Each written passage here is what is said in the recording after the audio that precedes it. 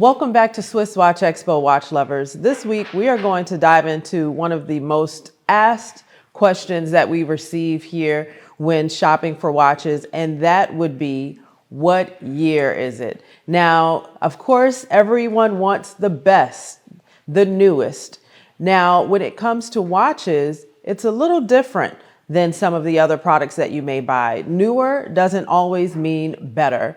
With watches like this, there are a lot of different factors that come into play. So we're going to take a look at three really magnificent Rolex models and talk about the reasons why the year really doesn't matter. Sometimes the older the watch, the more provenance may be there. And the biggest thing that you're going to want to look for behind authenticity, of course, is performance, condition, and how well the watch has been preserved. So let's jump right into my first and favorite pick, which is this absolutely stunning Rolex Milgauss. Now, this is a vintage Milgauss. It's the 1019 reference. It's coming in at 38 millimeters. And when you look at this, it is in excellent condition. Now, to think about the fact that this watch is almost 40 plus years old and it's in such magnificent condition, you really have to appreciate whoever owned this prior to you. This is more so a piece that would be considered an heirloom piece, especially since the box and the original warranty paper has been preserved with the watch. But just take a look at this. You could see how it has that original dial there with the tritium markers. The tritium markers have patinaed so beautifully, so evenly, and those type of things add to the provenance of the watch. Not only that, when you look at the bracelet, you could see all of the edges are still very crisp, very, very well done.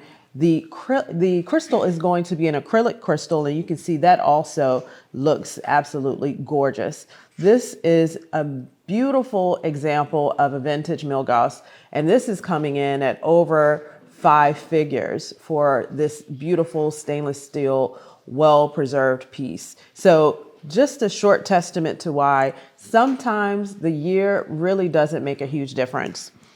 The next one we'll take a look at is the Oyster Quartz. Now, the reason I love this is because it gives you some really modern appeal. It's also a piece that I feel like was ahead of its time. The Oyster Quartz is going to be the only watch that you can get from Rolex with the day and the date. So truly a day date, but with a battery movement. Now, when you look at some of the modern references, I'd say maybe like the Land Dweller, you'll see a lot of influence there from the Oyster Quartz. This watch is done in the 18 karat white gold. You'll have that beautiful Rolex factory diamond dial.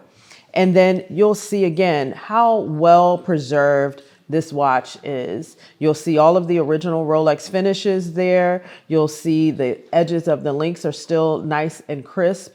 And one of the biggest things about the Oyster Quartz is the fact that it was only produced for a short period of time. So that in itself takes the value up tremendously. And again, thinking about some of the watches like the Land Dweller or even your Royal Oak that has some of these kind of angular designs implemented, this is a great watch for a collector that wants something a little bit different, but still classic in the styling. Truly one of my favorite watches. I've always loved the Oyster Quartz, whether it is a Datejust or a date. So beautiful, beautiful reference there. And then thinking about the diamonds on the dial, of course, those are Rolex factory diamonds. We are going to take a look at a ladies model. Now, this is a Rolex Datejust on a President bracelet done in the 18 karat yellow gold. Now, of course, this piece is no longer in production, which again, takes the value up significantly, especially with it being in such excellent condition. When you look at a watch like this, you're more so looking at not only the exceptional Rolex movement that's inside of the watch, but you're looking at it more so like a jewelry piece. You don't find a reference like this for the ladies in the current collection with that beautiful Pleiades dial.